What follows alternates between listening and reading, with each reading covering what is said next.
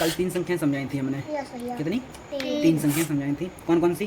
सम संख्या, ना प्राकृतिक संख्या, पूर्ण संख्या, सम संख्या। तो तीनों संख्याएं समझ में आई थी आपके? अब सुनाओ दो पहले तो हमारे लिए, ठीक है। चलो बताओ, पूर्ण संख्या कौन सी होती हैं? पूर्ण संख्या ऐसी संख्या जो 0 से शुरू होती है और अनंत तक, 0 से लेकर अनंत तक की संख्याओं को हम पूर्ण संख्या कहते हैं। तो बताओ, सम संख्या कौन सी होती है? ऐसी संख्या जिसमें 2 का भाग पूर्ण रूप से चला जाए उसे सम संख्या कहते हैं। अच्छा, प्राकृतिक संख्या किससे कहते हैं? दोनों लोग बताओ एक साथ। ऐसी संख्या जो 1 से शुरू होती है और अनंत तक खत्म होती है। यानी कि ऐसे कह सकते हैं कि 1 से लेके अनंत तक की संख्याओं को प्राकृतिक संख्या कहते हैं। अब दोनों में एक अंतर बता सकते हो, प्राकृतिक संख्या और पूर्ण संख्या में? बताओ क्या अंतर है दोनों में? पूर्ण संख्या 0 से शुरू होती है और प्राकृतिक संख्या 1 से शुरू होती है। वेरी गुड, ठीक है। अब पढ़ते हैं हम आगे, ठीक है। ये पढ़ाया था कल और आज पढ़ाएंगे उससे आगे, ठीक है ना। क्या नाम है? विषम संख्या। विषम संख्या कौन सी? विषम संख्या, जल्दी जल्दी उतार लो। विषम संख्या बाद में उतार लेना तुम। देखो, अच्छा पहले तो ये बताओ, सम संख्या में क्या बताया था हमने कल?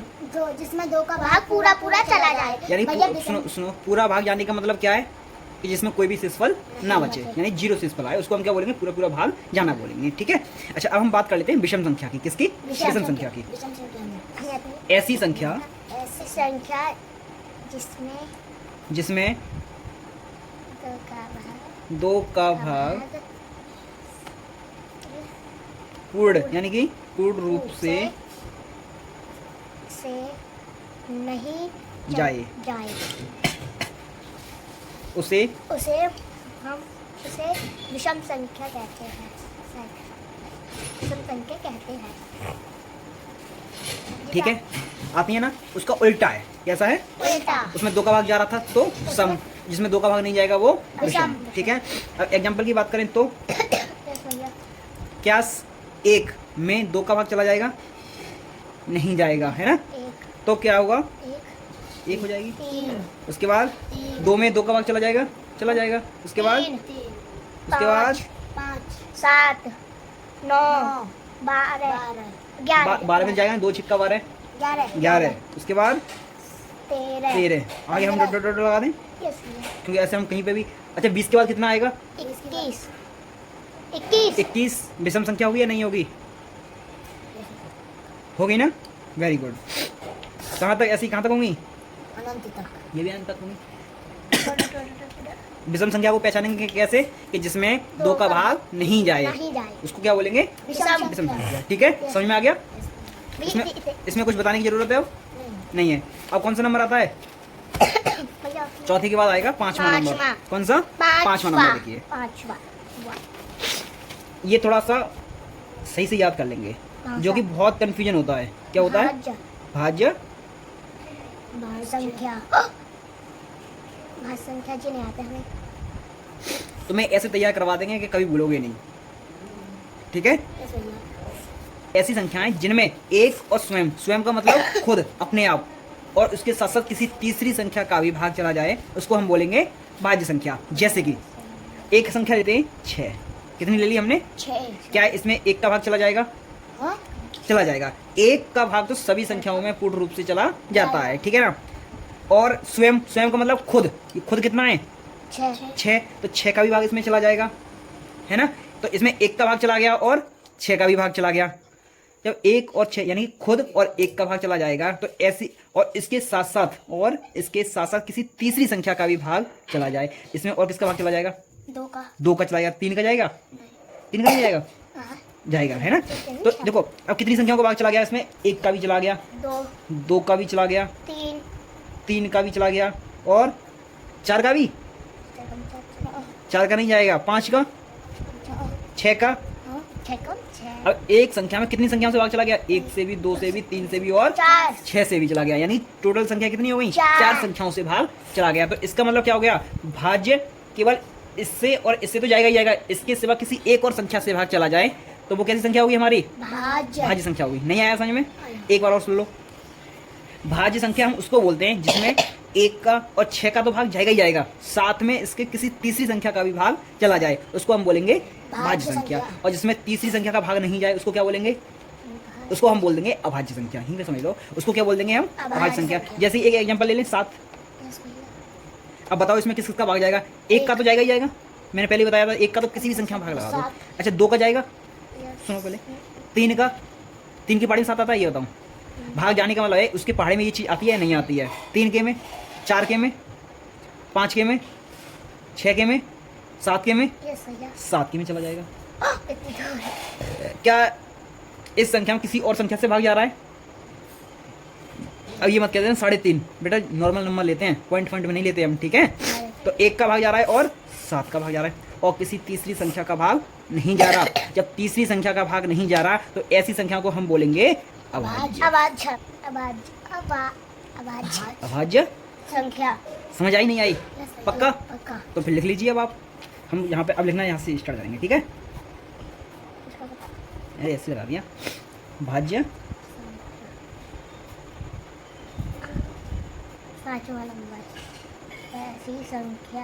ऐसी संख्या जिनमें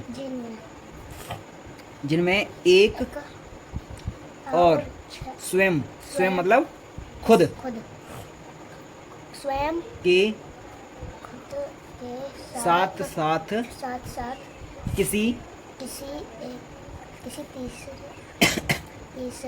तीसरी संख्या का भी भाग चला जाए उसे भाज्य संख्या कहते हैं। समझ आया नहीं आया? फिर से सुन लो। भाज्य संख्या किसे बोलेंगे बेटा? ऐसी संख्या जिसमें 1 और स्वयं को तो भाग जाएगा ही जाएगा और किसी तीसरी संख्या का भी भाग चला जाए उसको हम बोलेंगे भाज्य। अभाज्य नहीं, भाज्य। क्या बोलेंगे? देखो बेटा, आ का मतलब होता है, तो मैं आज बता दूं, ना से भी निकलता है, नहीं से भी। किससे?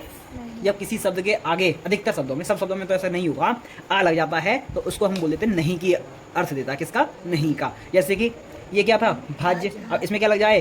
अ, तो क्या हो जाएगा? अभाज्य। तो आ मतलब इसमें 2 का भाग जा रहा, सॉरी 1 और 2, 1 और स्वयं और तीसरी संख्या का भी भाग जा रहा था, तो हो गई वो भाज्य। और तीसरी संख्या का भी भाग ना जाए तो अभाज्य। ये किससे अर्थ देता है? नहीं से, ठीक है। अब भाज्य संख्या कहाँ से शुरू होंगी बताओ? भाज्य। हाँ, क्या 2 भाज्य संख्या है? 1 से। हाँ, 1 से भाग चला जाएगा, 2 से भाग चला जाएगा, किसी तीसरी संख्या से भाग जाएगा? नहीं जाएगा। तो भाज्य कैसे हो जाएगी? ये अभाज्य हो जाएगी। 3 पे नंबर लेके आओ। 1 से भाग जाएगा और 3 से भाग जाएगा, किसी तीसरी संख्या से भाग जाएगा? नहीं जाएगा। उसके बाद 4 से चला जाएगा। 4 में देखो 1 का भाग चला जाएगा और 4 का भी भाग चला जाएगा और 2 का भी भाग चला जाएगा। तो इसका मतलब क्या होगा? तीसरी संख्या से भी भाग चला गया। सबसे छोटी कौन सी होगी? 4। ठीक है। उसके बाद 8। क्यों 6 नहीं होगा? 2 के पाड़े में भी आएगा, 3 के पाड़े में भी आएगा, 1 के में भी आएगा और 6 के में भी आएगा। उसके बाद 6 के बाद 7 नहीं होगा? क्यों नहीं होगा? आप ये बताओ। क्योंकि इसमें 1 का भाग जा रहा है और 7 का भाग जाएगा और तीसरी संख्या का तो भाग जा ही नहीं रहा, इसलिए वो कैसी हो जाएगी? अभाज्य। तो 7 के बाद 8। ऐसी भाग लगा के देख लेंगे, यानी पाड़ा पढ़ के 1 का भाग जाएगा और 8 का भाग चला जाएगा। 8 में और कोई संख्या के पाड़े में आता है क्या? ये 2 के में भी आता है, 4 के में भी आता है। हमें तो 1 ही तो चाहिए बस, तो 1 चाहिए, तो इसका मतलब क्या? इसमें भी भाग चला जाएगा। यानी कैसी हो जाएगी ये भाज्य संख्या? 9। कैसे? तुम बताओ। भैया। बताओ जल्दी बताओ। भैया बताओ। हाँ बताओ। देखो, हमें 3 को भाग चला जाएगा और 9 को और 1 का भी। 1 का तो सब में जाना ही जाना है, तो इसलिए कैसी हो जाएगी ये? या तीसरी संख्या का भी भाग चला जाए उसको हम बोलेंगे भाज्य। 9 के बाद एक और बता दो चलो। 12। 10 नहीं होगी? 10। हाँ हाँ हाँ हाँ, सही से दिमाग दौड़ा के बात किया करो। उसके बाद 12। 11 कैसे हो जाएगी? तुम बता रही हो 11। 1 का भाग चला जाएगा 11 और किसके पाड़े में आता है 11? आप बताओ जल्दी। 12 होगी। इसके बाद कितनी? 12। क्योंकि बेटा 11 में तो 1 का भाग जा रहा है और 11 का भाग जाएगा। देखो 2 के पाड़े में 11 आता है, 3 के पहाड़े में 11 आता है, 4 के में, 5 के में, 6 के में, 7 के में, 8 के में, 9, 10, 11 के में तो आता ही है, तो केवल 2 ही संख्याओं का तो भाग गया, इसलिए वो कैसी हो जाएगी? अभाज्य। उसके बाद 12, 13 होगी? नहीं होगी, क्योंकि 13 तो केवल 1 के पहाड़े में आएगा और 13 के पहाड़े में 14 होगी। ठीक है, किस किस के पहाड़े में आएगा? 2 के में। हाँ, अरे मैंने आपको एक चीज बताई थी, आप भूल गई। देखो 2 के में 2 सत्ते 14 और 7 दूनी, 7 के पाड़े में भी तो आ गई, और 2 सत्ते 14 तो 2 के पाड़े में भी आ गई, 7 दूनी 14, 7 के पाड़े में भी आ गई, 2 सत्ते 14, 2 के पाड़े में भी आ गई, है ना? हमें चाहिए कितना? केवल एक ही तो संख्या चाहिए बस, तो हमें पहचानना है केवल, है ना? उसके बाद देखेंगे हम अगला अभाज्य संख्या। देखें अभाज्य संख्या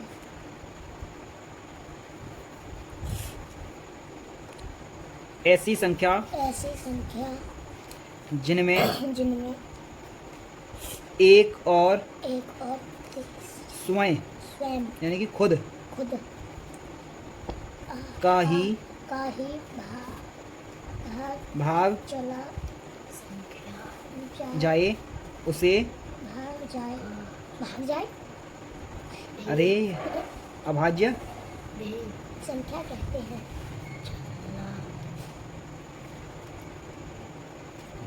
ठीक है, अभाज्य संख्या किसको बोलेंगे? ऐसी संख्या जिनमें एक और स्वयं खुद का ही भाग जाए, यानी खुद मतलब स्वयं को मतलब क्या हो गया? खुद, और तीसरी संख्या का भाग ना जाए। यहाँ पे लिख दे रहा हूं मैं, ठीक है? तीसरी का भाग ना जाए, तीसरी संख्या का भाग ना जाए उसे अभाज्य संख्या कहते हैं। ठीक है, यस भैया। अब बताओ, एक में एक का भाग चला जाएगा, और कोई संख्या है जिसमें एक का भाग चला जाए? नहीं है, केवल एक ही तो हुई ना, तो उसको क्यों लेंगे हम? आगे बढ़ो। 2, एक का भाग चला जाएगा और खुद का भाग जा रहा है, कोई तीसरी संख्या है ऐसी? नहीं है, तो वो कैसी हो जाएगी? अभाज्य संख्या हो जाएगी। कैसी हो जाएगी? अभाज्य। 3 पे नंबर आ जाओ। एक का भाग चला जाएगा और 2 का भाग चला जाएगा? नहीं जाएगा, और खुद का यानी 3 का भाग चला जाएगा, तो वो कैसी हो जाएगी? अभाज्य। उसके बाद 4 का नंबर आता है, 4 में 2 का भाग चला जाएगा और खुद का 1 का भाग चला जाएगा और खुद का, 3 संख्याएं हो गई, तो ये भाज्य हो जाएगी। फिर उसका किसका नंबर आएगा? 5। इसी प्रकार से 7, 9 बताओ। नहीं होगी, क्योंकि 1 का भाग चला जाएगा, 3 का भाग चला जाएगा और स्वयं यानी कि खुद का भी भाग चला जाएगा, 9 का भी भाग चला जाएगा, 3 संख्याएं होंगी, तो हमें ऐसी संख्या नहीं लेनी। 9 के बाद 11, कितना? 11। उसके बाद 13, 15 भी होगी क्या? बताओ, होगी? कैसे होगी ये बताओ? भाज्य या अभाज्य? अभाज्य कैसे होगी आप ये बताइए? 1 का भाग चला जाएगा और 2 का भी भाग चला जाएगा 15 में, फिर 3 का, तो जब 3 का ही चला गया तो फिर तो कैसी होगी ये? अभाज्य संख्या होगी। कैसी? बस वही भाज्य संख्या हो जाएगी जब 3 का चला गया तो। 5 के पहाड़े में भी आता है 15, आता नहीं? 5 दिया 15, तो ये कैसी हो जाएगी? 3 संख्याओं से तो ज़्यादा ही जा रहा है, तो भाज्य हो जाएगी। हमें को चाहिए कैसी? केवल 2 ही संख्या को भाग जाए, 1 का और स्वयं का। कैसा? स्वयं का। तो 15 नहीं होगी, 16 भी नहीं होगी, 17 होगी। कितनी? 17 के बाद 19, 19 के बाद 21, 3 के पहाड़े में नहीं आता, 3 सत्ते 21। मैंने बोला था पहाड़े याद करो फुटकर में, लेकिन नहीं याद करेंगे हम। 21 के बाद 22, 2 के पहाड़े में नहीं आता 22, खुद ही पहले बताया था। उसके बाद होगा 23, कितना? 23। ऐसे आगे और भी होंगी संख्याएं, ठीक है?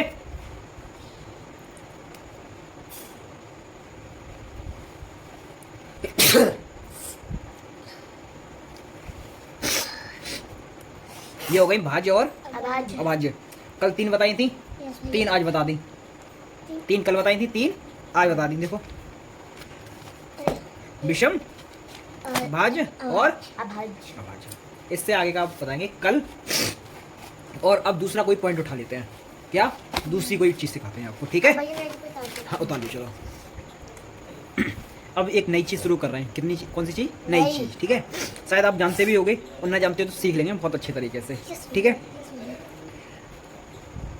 मैं आपको सिखाना चाह रहा हूँ कि क्वेश्चन आते हैं आपके नवोदय विद्यालय की प्रवेश परीक्षा में कि 4 अंकों की बड़ी से बड़ी, 3 अंकों की छोटी से छोटी, ऐसे क्वेश्चन कुछ आने को होते हैं। ठीक है, कैसे 3 अंकों की छोटी से छोटी या 5 अंकों की बड़ी से बड़ी, ऐसे कुछ सवाल आते हैं। तो वो मैं आपको सिखाना चाह रहा हूँ। मैं नॉर्मल सा क्वेश्चन लिख रहा हूँ कि 4 अंकों की, कितने 4 अंकों की, अंकों की बड़ी से बड़ी, कैसी बड़ी से बड़ी और छोटी, और यूँ लिखो। छोटी से छोटी संख्या। बाद में लिख लूँगा भैया। मैंने क्या लिखा, 4 अंकों की बड़ी से बड़ी और छोटी से छोटी संख्या लिखो। अब देखो इसमें 2-3 कंडीशन बनती हैं, वो तीनों की तीनों कंडीशन बताऊंगा। जैसे कि इसमें लिखा 4 अंकों की, तो सबसे पहले हमको क्या करना है, तरीका एक ही सिखाऊंगा सबको। ठीक है, 1 2 3 4, क्या 4 हमें 4 अंकों की चाहिए। कितने अंकों की, 4 अंकों की। तो मैंने क्या बताया, अंक कैसे होते हैं, अकेले अकेले ही तो होते हैं। तो 4 अंक तो यही तो हो गए, 1 2 3 4। अब कैसी चाहिए, बड़ी से बड़ी, बड़ी से बड़ी। अब ये बताओ कि 0 से लेके 0 1 2 3 4 5 6 7 8 9 10। अब ये बताओ इसमें क्या, अगर हम यहाँ पे 10 लिख, सबसे बड़ी संख्या कौन सी है इनमें से,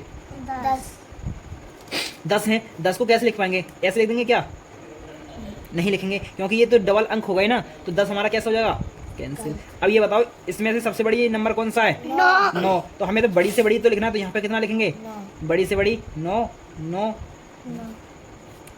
ठीक है, नहीं आया समझ में, आ गया। ठीक है। अब हम बात कर लें छोटी से छोटी। ये कैसी हो गई, बड़ी से बड़ी, छोटी से छोटी की बात करें, वो इस तरीका कौन सा, 1 2। अब ये बताओ अगर किसी नंबर से पहले या किसी अंक से पहले या किसी संख्या से पहले अगर 0 लिखा हुआ है तो उसको हम पढ़ते हैं क्या, ये कितने, अच्छा इन दोनों में अंतर बताओ, बताओ ये कितना है, 1 ये कितना है, 10, तो दोनों में, यानी कि अब आपने इसको क्यों नहीं पढ़ा। और ये कितना है फिर, 1 ये भी 1 है और ये भी 1 है, यानी कि इस 0 का कोई महत्व है क्या, नहीं। अगर यही 0 इस 1 के इधर लग गया तो 10 10 हो गया, यानी महत्व हो गया, उसका चेंज हो गया नंबर। तो बेटा अगर 0 अगर हम छोटी से छोटी लिख रहे हैं तो सबसे छोटी संख्या कौन सी है, 0 है। तो अगर हम 0 यहाँ पे शुरुआत में ही लिख देंगे, शुरुआत में ही लिख देंगे तो फिर वो संख्या होगी क्या, नहीं बनेगी संख्या। तो उससे पड़ोस वाली कौन सी है, 1 ही तो है, तो पहले लिखेंगे 1। और मैंने आपको बताया था कि 1 के सीधे हाथ की तरफ जितने भी नंबर हम लिख सकते हैं तो उनका महत्व होता है। इधर हम 0, छोटी से छोटी कौन सी, 0 0 0।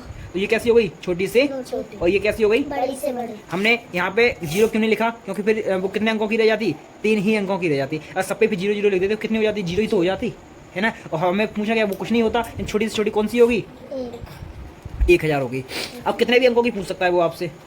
अगर मैं आप लोगों से पूछूं 7 अंकों की बताइए, कितने अंकों की, 7 अंकों की बड़ी से बड़ी संख्या और छोटी से छोटी संख्या, ये मैं बताऊं, छोटी संख्या संख्या बताओ, मैं बताऊं, बताओ चलो। तुम्हारा राइटिंग देखने को अच्छा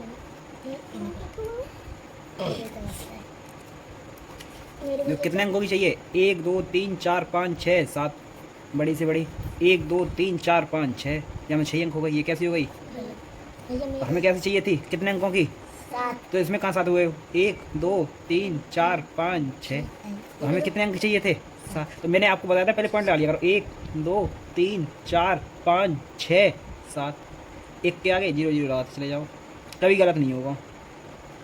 ये मेरा सही है।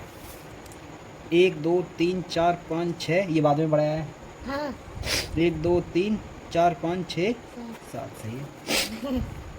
ये दोनों समझ में आ गए। यस भैया। अब देखो अगला पॉइंट, 6 अंकों की, कितने अंकों की बेटा, 6 बड़ी से बड़ी और या ब छोटी छोटी से, 6 अंकों की 6 अंकों की बड़ी से बड़ी व छोटी से छोटी संख्या लिखो जिसका प्रत्येक अंक अलग अलग हो। क्या लिखा? 6 अंकों की संख्या लिखनी है। कितने अंकों की? 6। और बड़ी से बड़ी लिखनी है, और छोटी से छोटी। वो भी कैसी होनी चाहिए? प्रत्येक अंक अलग अलग हो। मैंने आपको बताया 6 अंकों की चाहिए, तो सबसे पहले 1 2 3 4 5 6। प्रत्येक अंक कैसे होने चाहिए? अलग अलग। अलग-अलग। अब इसमें कैसे थे? सब एक ही जैसे थे, तो ये तो हमारा इसके हिसाब से करेंगे तो गलत हो जाएगा। लेकिन अब हमको कैसे चाहिए? अलग अलग चाहिए। अब कैसे लिखेंगे? तो सबसे पहले बड़ा, तभी तो हो पाएगा। बड़ा कितना है? 9। अब 9 को तो लिख नहीं सकते। उसके बाद 8 7 6 5 4। ठीक है, ये कैसी हो गई? बड़ी से बड़ी। यानी कि अवरोही क्रम में लिख दो। पहले बड़ा, फिर उससे छोटा, फिर उससे छोटा, फिर उससे छोटा। अब हमें कौन सी लिखनी है? छोटी से छोटी। कितने अंकों की? 6। 1 2 3 4 5 6। अब छोटी से छोटी लिखनी। छोटी कब होगा? तो छोटी पहले कौन सी संख्या होती है? छोटी 1 होती है। एक के आगे अगर हम 0 लगा देंगे तो उसका तो मैथ तो बढ़ जाएगा, और 0 नहीं लगाएंगे तो मैथ, और इससे पहले लगा देंगे तो मैथ तो कुछ नहीं रहेगा, है ना। तो 1 लिख दिया, 0 भी लिख दिया, 2 3 4 5। ये कैसी हो गई? छोटी से छोटी। और ये कैसी हो गई? बड़ी से बड़ी। बड़ी से बड़ी। कोई दिक्कत समझने में अब नहीं है ना? नहीं। पक्का? अब आप लोग अपनी बुक का पहला चैप्टर खोलिए। कौन से? किसका? पहला चैप्टर खोलिए, और आप देखिए अब क्वेश्चन को पढ़ेंगे और करेंगे। अभी एक और बात रह गई इसमें बताने को, ठीक है, वो भी बता दूंगा मैं अभी।